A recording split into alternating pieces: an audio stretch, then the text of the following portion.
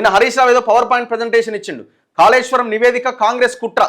ఇది మీరు ఇంతకు మించిన స్టేట్మెంట్ ఏమిస్తారు? ఇంతకు మించిన స్టేట్మెంట్ ఏమన్నా ఉంటుందా? కేసీఆర్ను హింసించాలన్నదే రేవంత్ ఉద్దేశం. రాజకీయ దురుద్దేశంతో ఏర్పాటు చేసిన కమిషన్ల నివేదికలు న్యాయస్థానాల్లో నిలబడవు. కమిషన్ ఒకవైపే విచారించి నివేదిక ఇచ్చింది. ఉమాభారతి లేఖలోని విషయాన్ని దాచారు. తుమ్మిడిహెట్టి వద్ద నీరు లేకపోతే డిపిఆర్ను సిడబ్ల్యూసి ఎలా ఆమోదించింది? అసెంబ్లీలో చర్చ పెట్టండి, సమాధానం చెప్తాం. చర్చ పెడతామని అంటున్నారు కదా, మీరు పెట్టండి అని డిమాండ్ చేయాలనా? వాళ్ళు ఆల్రెడీ పెడతామని అంటున్నారు కదా. మరి అసెంబ్లీలో చర్చ పెట్టండి, సమాధానం చెప్తాం అంటున్నారు కదా. మరి అసెంబ్లీలో చర్చ పెట్టడానికి వాళ్ళు రెడీగా ఉన్నారు. కేసీఆర్ రావడానికి రెడీగా ఉండా? సమాధానం చెప్పడానికి రెడీ? నువ్వు చెప్పడం కాదు, ముఖ్యమంత్రిగా పనిచేసిన కేసీఆర్ చెప్పాలా.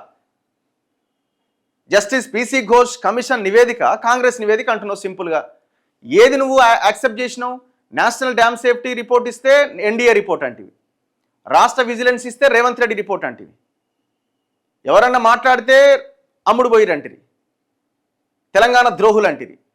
చివరికి ఒక సీనియర్ జడ్జు, దేశంలో మంచి పేరున్న జడ్జు, ఎక్కడ ఆయన మీద ఒక మరకలేని జడ్జు, ఆయనని సిట్టింగ్ కమిషన్ చైర్మన్గా పెట్టి విచారించి ఒక రిపోర్ట్ ఇస్తే దాన్ని కాంగ్రెస్ కుట్ర అంటావు.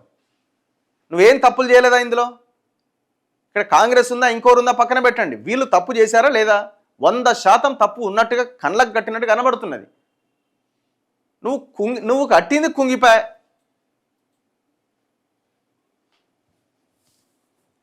ఒకసారేమో బాంబులు పెట్టి లేపిరు అంటారు ఆయన, మన కేటీఆర్ బాంబులు పెట్టి లేపిరట. దాన్ని ఎవరో బాంబులు పెట్టినట్టు పెద్ద శబ్దం వచ్చిందట.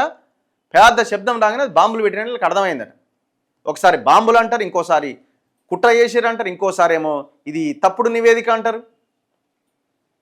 ఏంటంట కేసీఆర్ను హింసించాలన్నదే రేవంత్ ఉద్దేశం అంట. అసలు కేసీఆర్ను రేవంత్ రెడ్డి ఏడ హింసించిండు?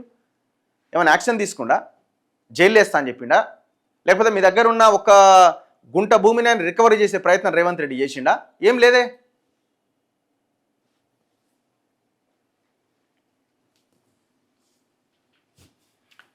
రాజకీయ దురుద్దేశంతో ఏర్పాటు చేసిన కమిషన్ల నివేదికలు న్యాయస్థానాల్లో నిలబడవట.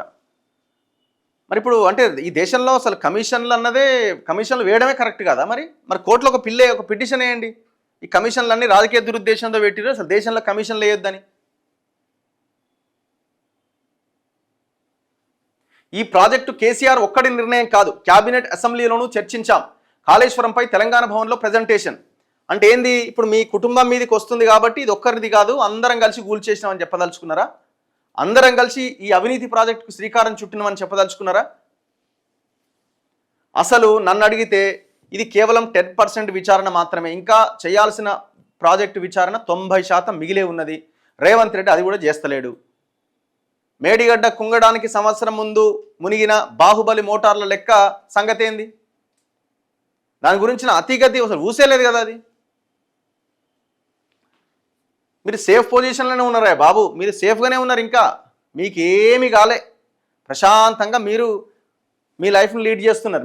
మీకేమి అసలు ఏ కేసులో కూడా మిమ్మల్ని ఇరికిచ్చినట్టయితే నాకు అనిపిస్తలేదు.